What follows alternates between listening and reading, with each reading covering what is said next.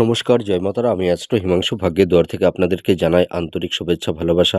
আজ আমি যে প্রেডিকশনটি করতে চলেছি, জাতকেরা হলে ডান হাতটিকে দেখুন আর জাতিকারা হলে বাঁ হাতটিকে দেখুন। যদি কোনো জাতক জাতিকাদের হাতের বিবাহ রেখাটি যদি একদম এই ওপরের দিকে উঠে যায় বা বুধের আঙুলের এই কাছাকাছি চলে যায়, তাহলে এই সব জাতক জাতিকাদের বিবাহের ক্ষেত্রে বাধা বিপত্তি তৈরি হয়।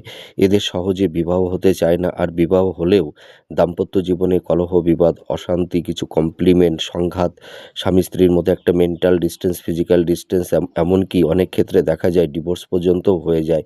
তাছাড়া দেখা যায় এই যে বুধের আঙুলের এই যে এইটি হচ্ছে তৃতীয় পর্ব, তৃতীয় পর্বের মাঝে যদি এই ধরনের আড়ি রেখা থাকে, তাহলে এই সব জাতক জাতিকাদের বিবাহের পরে দেখা যায় শ্বশুরকুলের সদস্যদের সঙ্গে একটা মেন্টাল ডিস্টেন্স, সংঘাত এইগুলো তৈরি হয়। এরা মানে সুখে শান্তিতে সংসার করতে পারে না এই সব মহিলারা। আপনারা মিলিয়ে দেখুন এই প্রেডিকশনটি কতটা ম্যাচ করছে। আর এর পাশাপাশি আর একটা কথা বলবো, এই সব জাতিকারা মানে স্বামীর সাপোর্ট বা সহযোগিতাও এরা পেয়ে ওঠে না। ঠিক আছে? আপনারা মিলিয়ে দেখুন এই প্রেডিকশনটি কতটা ম্যাচ করছে। নমস্কার, জয় মাতারা।